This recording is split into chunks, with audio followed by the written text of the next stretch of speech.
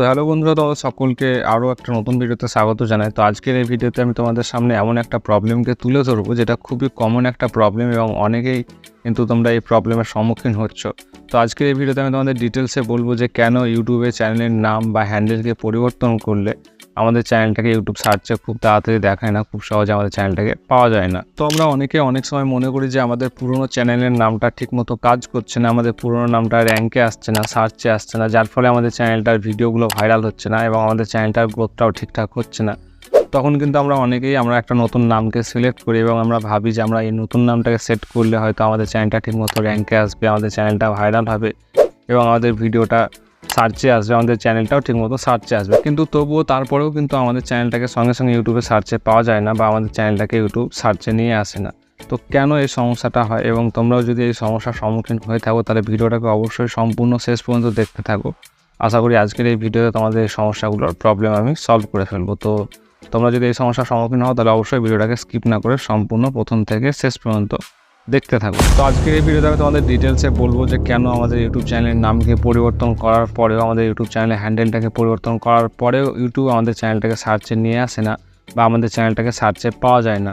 তো কেন এই সমস্যাটা হয় এবং এই সমস্যার সমাধান কী রয়েছে, তো আজকের এই ভিডিওতে আমি তোমাদের সব ডিটেলসে স্টেপ বাই স্টেপ বলবো। তো চলো আর দেরি না করে আজকের এই ভিডিওটাকে শুরু করা যায়। তো কেন এই সমস্যাগুলো হয় এবং এই সমস্যার সমাধান কী রয়েছে সেগুলো জানার আগে আমাদের প্রথমে বুঝতে হবে ইউটিউব অ্যালগোরিদমকে, যে ইউটিউব অ্যালগোরিদম কীভাবে কাজ করে। তো দেখো, ইউটিউবের মূল লক্ষ্য হলো ইউটিউব তার ইউজারদের সেরা কন্টেন্টগুলো প্রদান করতে, যাতে তার ইউজাররা ইউটিউবে অনেকক্ষণ ধরে সময় কাটায়। তো যখন আমরা ইউটিউবের নতুন আমাদের চ্যানেলের নামটাকে পরিবর্তন করি বা আমাদের হ্যান্ডেলটাকে পরিবর্তন করি, তখন কিন্তু ইউটিউব অ্যালগোরিদমে আমাদের নতুন নামটাকে চিনতে বা বুঝতে সময় লাগে, সেটাকে সার্চ ইন্ডেক্সে যুক্ত করতে অনেকটা সময় লাগে। তো এই সময়টাকে বলা হয় ইন্ডেক্সিং ডিলে বা আপডেট ডিলে। তো নতুন চ্যানেলের নামটাকে ইউটিউবে সার্চে আসতে কখনো কয়েকদিন সময় লাগতে পারে বা কখনো কয়েক সপ্তাহ সময় লেগে যেতে পারে।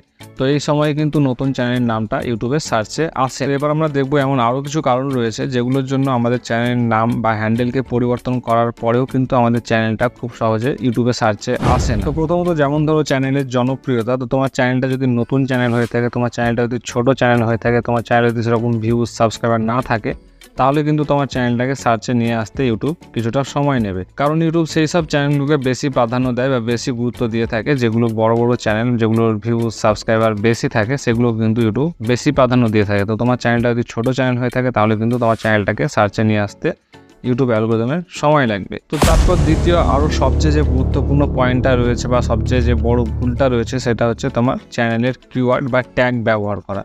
তুমি যদি তোমার নতুন চ্যানেলে তুমি পুরনো চ্যানেলের ট্যাগগুলোকে ইউজ করে থাকো, তোমার চ্যানেল সেটিংয়ে যে কিওয়ার্ডগুলোকে ব্যবহার করেছিলে সেগুলো যদি পুরনো সেম রেখে দাও, তাহলেও কিন্তু তোমার চ্যানেলটাকে ইউটিউব ঠিকমতো তোমার সার্চে নিয়ে আসবে না, তোমার চ্যানেলটাকে ঠিকমতো র্যাঙ্ক করাবে না।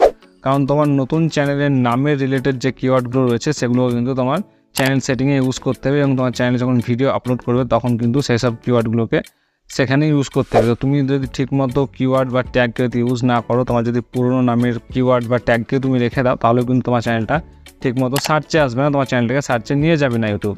তো তোমাকে ঠিকমতো কিওয়ার্ড বা তোমার ট্যাগগুলোকেও কিন্তু চেঞ্জ করতে হবে তোমার নতুন চ্যানেলের নাম অনুসারে।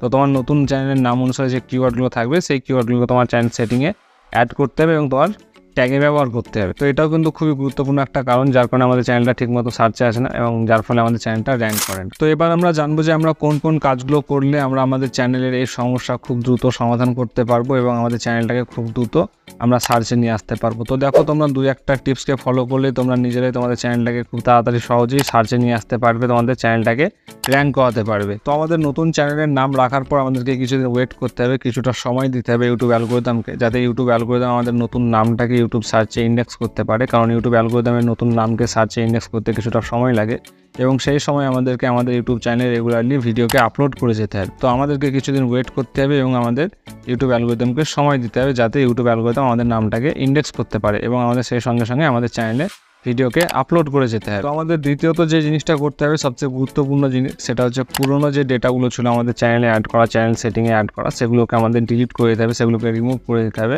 এবং সেই সঙ্গে নতুন চ্যানেলের নাম অনুসারে যে ডেটাগুলো রয়েছে, যে রিলেটেড কিওয়ার্ড ট্যাগ রয়েছে, সেগুলোকে আমাদেরকে অ্যাড করতে হবে এবং আমাদের ভিডিও আপলোডের সময় নতুন চ্যানেলের নাম অনুসারে সেরকম রিলেটেড কিওয়ার্ড ট্যাগ আমাদেরকে আপলোড করতে হবে, যাতে আমাদের চ্যানেলটা খুব সহজে র্যাঙ্কে আসে বা আমাদের চ্যানেলটা খুব তাড়াতাড়ি সার্চে চলে আসে। তো আমাদেরকে দ্বিতীয়ত যেটা করতে হবে সেটা হচ্ছে পুরোনো যে ডেটাগুলো ছিল, যে কিওয়ার্ড ট্যাগগুলো ছিল, সেগুলোকে ডিলিট করে দিয়ে, সেগুলোকে রিমুভ করে দিয়ে আমাদেরকে নতুন চ্যানেলের নাম অনুসারে, নতুন চ্যানেলের হ্যান্ডেল বার অনুসারে আমাদেরকে সেরকম কিওয়ার্ড ট্যাগকে আমাদের ভিডিওতে এবং আমাদের চ্যানেলের সেটিংয়ে অ্যাড করতে হবে। তো আজকের এই ভিডিওতে আমরা জানলাম যে কেন আমাদের চ্যানেলের নাম বা হ্যান্ডেলকে পরিবর্তন করার পরেও আমাদের চ্যানেলটা খুব সহজে সার্চে আসে না, খুব সহজে র্যাঙ্কে আসে না, এবং কিভাবে এই সমস্যাগুলোর সমাধান আমরা করতে পারি। তো আশা করি আজকের এই ভিডিওটা তোমাদের ভালো লেগেছে এবং এই ভিডিওটা তোমাদের অনেক কাজে আসবে।